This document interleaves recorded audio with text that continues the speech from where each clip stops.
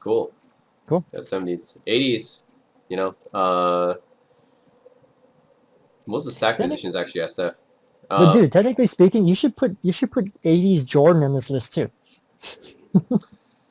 I want to, but I don't want to break the rule where I want to play the guy. Yeah, I put like I don't want to put guys in two areas here, All right. right? Because that'd be like kind of I don't know. I want kind of things to be unique. Uh, Mm, PG, Magic, and Isaiah, obviously Magic, headliners here, right? Magic. Magic. Yeah, I mean, it's got to be Magic.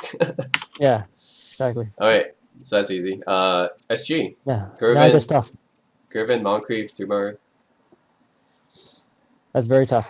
For me, this is between Gervin, Moncrief, and Dumars. One of All these right, three guys. two of these really good defenders. Yep, Gervin, obviously the better offensive player. yep. So Gervin is actually the more talented scorer by far. Mm-hmm. He can create a shot a lot better than either of these players. Mm-hmm.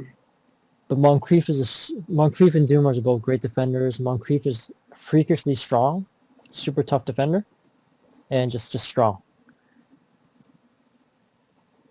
I got Magic here. Dumars is a great pure shooter. Great pure shooter from Dumars, and a great defender. Mm-hmm. Also depends on who I match these guys up with later on, but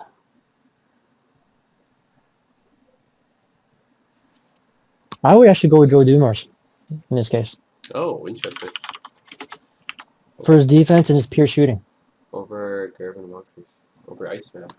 It's a tough one. It's a tough one. Yeah, so when people make these all-time teams, they have a tendency just to put the best scorers like on every position. But I think that doesn't actually work out if you're talking about an actual, building the team chemistry. So Gervin actually, I'm not going to put Gervin here, although he'd be great as just an isolation shooter guy.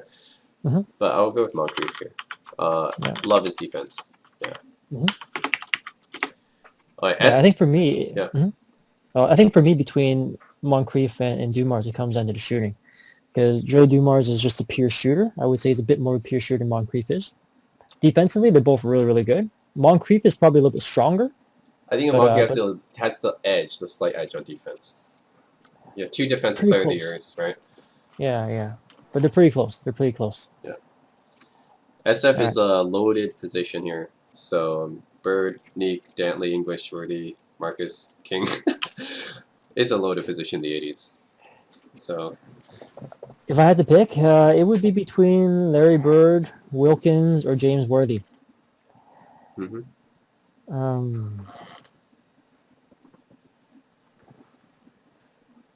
Okay, so I got my Magic. I got my Dumars. I'll go with Bird. In this case. Yeah. I'll go with Bird. Yeah, I think there's only... I mean, all these guys are great and underrated, actually, for most of these guys, but I mean, there's one clear choice. It's Bird. That was like just a clear cut above these other guys. Although James Worthy is just a phenomenal player too, especially in the post, all around. Dominique is obviously potentially the best scorer. Dantley, English, Bernard King, yeah, they're all great scorers, underrated scorers. But there's one guy that can do everything, and that's Bird. That's the thing, because Bird can pass. He can pass like a point guard as well, and he's a great shooter, and he can post. He can shoot, he can rebound, he can pass. Great. PF, I mean, there's pretty much one option here. I mean, I put Buck Williams, Tom Cherry because I didn't want to make it feel lonely, but I mean, it's McHale. Yeah, it's McHale. I mean, there's nothing else. There's no other choice here, really. It's kind of a weak spot in the 80s. Honestly, the next one's pretty easy too. Yeah, it is. It's Malone. Yeah. Moses Malone. Yeah. That's it. Yeah, I mean the big man position. I mean I would say that the big men that came in the 80s kind of matured in the 90s, and that's why you see a lot more in the 90s. Basically, you see these guys here, even though they came in the 80s, right? They kind of matured in the 90s. That's why I didn't have them here.